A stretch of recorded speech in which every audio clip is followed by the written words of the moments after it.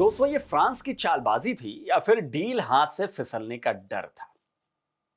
क्या फ्रांस की हड़बड़ी की वजह से भारत के साथ होने वाली राफेल फाइटर जेट की बिगेस्ट डील जो है वो फंस गई है? ये मुद्दा भारत और फ्रांस ही नहीं दोस्तों, बल्कि दुनिया भर में चर्चा का विषय बना हुआ है। तो समझिए कि ये पूरा मामला क्या है।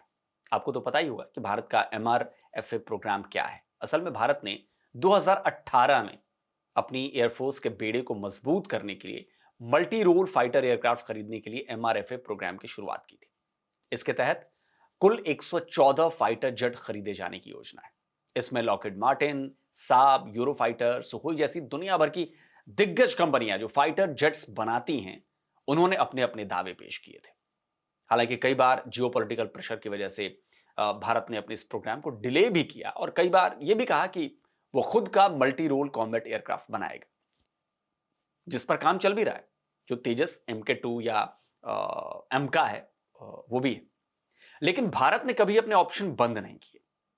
उसकी वजह यह है कि भारत जानता है कि भले ही वो अपने एमका प्रोग्राम को आगे बढ़ा रहा है, लेकिन उसकी एयरफोर्स को फॉरेन एयरक्राफ्ट की जरूरत है, क्योंकि स्क्वाड्रन की जो स्ट्रेंथ है वो बहुत ज्यादा कम हो गई है। ऐसे में उसने रूस के Su-57 और फ्रांस के राफेल को लेकर बीच बीच में बातचीत जो है वो जारी रखी। इस बीच अगस्त में यह खबर आती है कि भारत ने फ्रांस से 114 राफेल जेट की डायरेक्ट डील करने की तैयारी कर ली। सितंबर में भी ऐसी खबर आई। बताया गया कि भारत 114 राफेल की डील पर आगे बढ़ रहा है। इसमें करीब 18 जेट तो फ्रांस में बने बनाए आएंगे, मतलब वहां पे बनेंगे फिर आएंगे, लेकिन बाकी के लिए 10 भारत में असेंबली लाइन बनाएगा और कम से कम 60% इंडियन पार्ट्स का इस्तेमाल करेगा। पिछले महीने भी डिफेंस डिटेक्टिव पर मैंने यह खबर दिखाई थी कि भारत के MRFA प्रोग्राम के लिए राफेल F4 अपग्रेडेड और F5 कैसे शानदार विकल्प साबित हो सकते हैं। इस वीडियो का लिंक भी मैंने डिस्क्रिप्शन बॉक्स में दे दिया है, आप चाहें तो उसे देख सकते हैं। लेकिन इसके बाद और एयरक्राफ्ट की खरीद को लेकर कोई बात और ज्यादा हुई नहीं, कोई सामने नहीं आई। अचानक 2 दिसंबर को फ्रांस की डिफेंस मिनिस्ट्री एक प्रेस कॉन्फ्रेंस करती है और यह बड़ी इंपॉर्टेंट प्रेस कॉन्फ्रेंस थी। और उसमें फ्रांस की डिफेंस मिनिस्ट्री ऐलान करती है कि भारत फ्रांस से राफेल F4 और F5 खरीदने जा रहा है। इस खबर ने पूरी दुनिया में खलबली मचा दी। दुनिया भर की डिफेंस इंडस्ट्रीज की नजर भारत और फ्रांस पर टिक गई। भारत पहला देश था जो फ्रांस से F5 राफेल खरीदने जा रहा था। लेकिन फ्रांस की डिफेंस मिनिस्ट्री के इस ऐलान ने भारत सरकार के अंदर खाने में भी हलचल मचा दी और उसकी 2 वजहें थी। पहली वजह यह कि अभी तक भारत और फ्रांस के बीच 90 राफेल को लेकर डील हुई ही नहीं थी। हां, बातचीत जरूर नेक्स्ट लेवल पर पहुंच चुकी थी।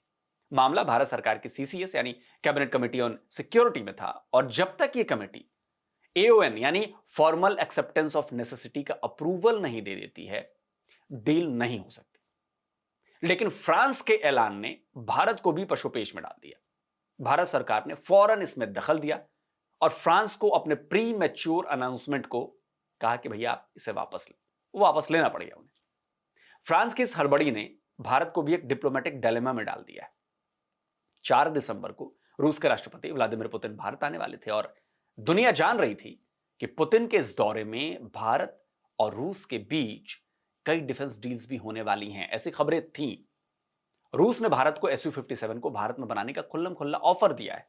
इस ऑफर में TOT भी है, टेक्निकल जो टेक्नोलॉजी ट्रांसफर होता है वो भी है, और उसे लेकर इंजन तक भी भारत में बनाने की बात शामिल थी। पिछले महीने रूस से आई टीम ने HAL की जो Su-30 MKI की फैसिलिटी है वहां भी दौरा किया था और देखा था कि Su-57 के प्रोडक्शन की कितनी संभावनाएं यहां पर और किन किन चीजों की जरूरत पड़ेगी। लेकिन पुतिन के भारत पहुंचने से ठीक 2 दिन पहले फ्रांस ने राफेल की डील पक्की होने का ऐलान कर दिया।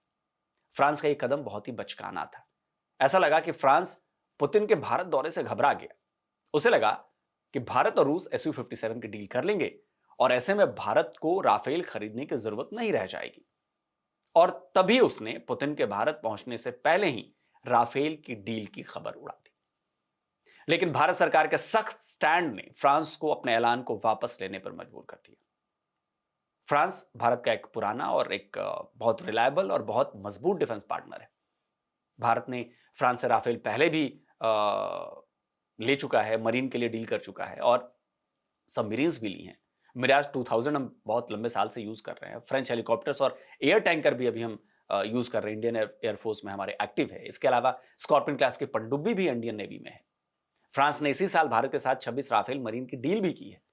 ऐसे में फ्रांस की तरफ से की गई यह हरकत वाकई बड़ी अजीब थी।